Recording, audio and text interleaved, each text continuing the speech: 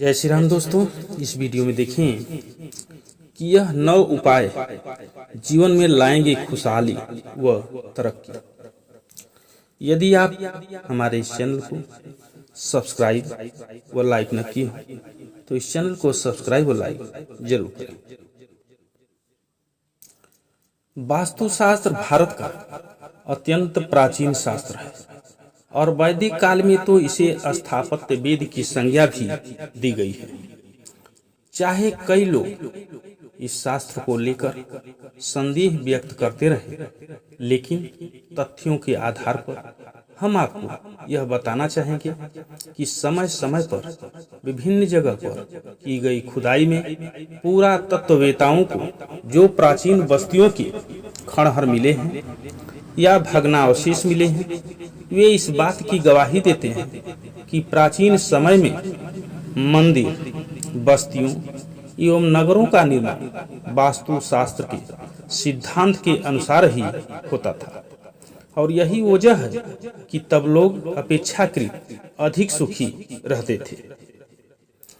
जैसे आरोग्य शास्त्र के नियमों का विधिवत पालन करके मनुष्य सदैव स्वस्थ जीवन व्यतीत कर सकता है, उसी तरह वास्तुशास्त्र के सिद्धांतों के अनुसार हमें अपना भवन निर्माण करवाकर या फिर वास्तुशास्त्र के उपाय अपनाते हुए अपने जीवन में समृद्धि और सुख हासिल कर सकते हैं। नकारात्मक शक्तियों से अपने घर और अपनी मन स्थिति को बचा सकते हैं।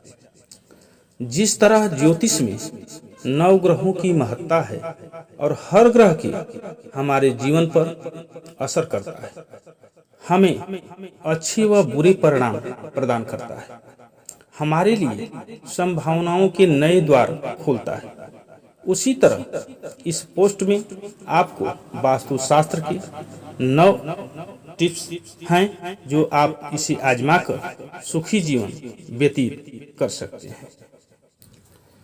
पहला उपाय, स्वास्तिक चिन्ह का। हमारी भारतीय संस्कृति में स्वास्तिक का विशेष महत्व है।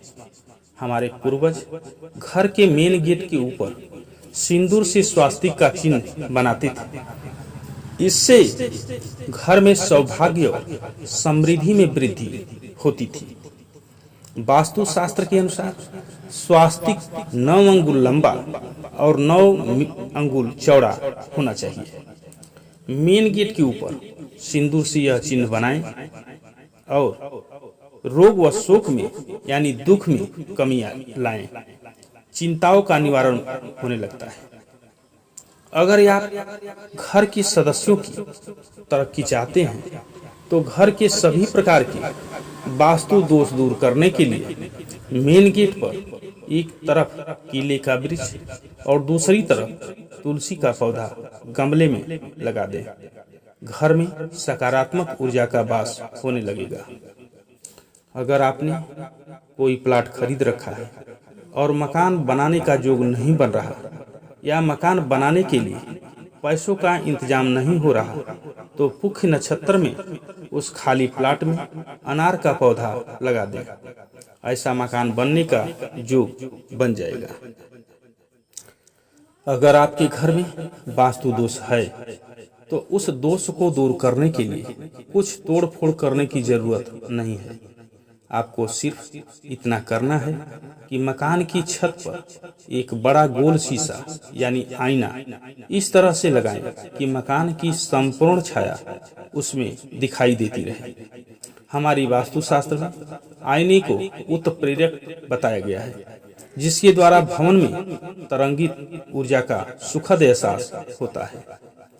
आपको भूल कर भी कभी घर में टूटे बर्तन या टूटी खाट का प्रयोग नहीं करना चाहिए और न ही घर में टूटे बर्तन व टूटी खाट रखनी चाहिए। इसका आपको फायदा तो होता नहीं, उल्टा धन हानि के योग बनते हैं। हमारे घर में सबसे सात्विक जगह होती है रसोई घर। घर की सुख समृद्धि रसोई घर से झलकती है। अगर रसोई घर गलत स्थान पर है तो अग्नि कोण में बल्ब लगा दें और हर रोज ध्यान से सुबह शाम उस बल्ब को जरूर जलाकर रखें। इससे वास्तु दोष भी दूर होगा और घर में सुख समृद्धि का वास भी होगा। सुनने में आपको थोड़ा अजीब भी लग सकता है, लेकिन वास्तु शास्त्र में यह आजमाया हुआ नुस्खा है। यह कोई टोना टोटका नहीं है। अगर ये आपको लगता है कि आपके घर पर किसी की बुरी नजर लग गई है और नकारात्मक ऊर्जा घर में आ रही है, आपने घर के द्वार दोष और वेद दोष को दूर करने के लिए शंख या सीप मौली में बांधकर दरवाजे पर लटकानी है। बस इतना सा उपाय है और आपका घर सकारात्मक ऊर्जा से सरोबार हो जाएगा। अगर आपने घर में पूजा स्थल बना रखा है तो वहां शुद्ध देसी घी का दीपक हर रोज जलाएं। अगर घर में शंख भी रखा है तो उसकी ध्वनि 3 बार सुबह शाम नियमित रूप से करें। घर से नकारात्मक ऊर्जा बाहर निकल जाएगी। घर के देवालय में देवी देवताओं पर फूलों के हार चढ़ा रखे हैं तो हर दूसरे दिन पुराने हार हटाकर नए हार भगवान को अर्पित करने चाहिए। अगर वास्तु शास्त्र की यह 9 उपाय करेंगे तो कुछ ही दिनों में खुद महसूस करेंगे कि घर में सकारात्मक ऊर्जा का संचार हो रहा है और लाइफ की सभी समस्याओं से मुक्त होते जा रहे हैं। जय श्री राम दोस्तों।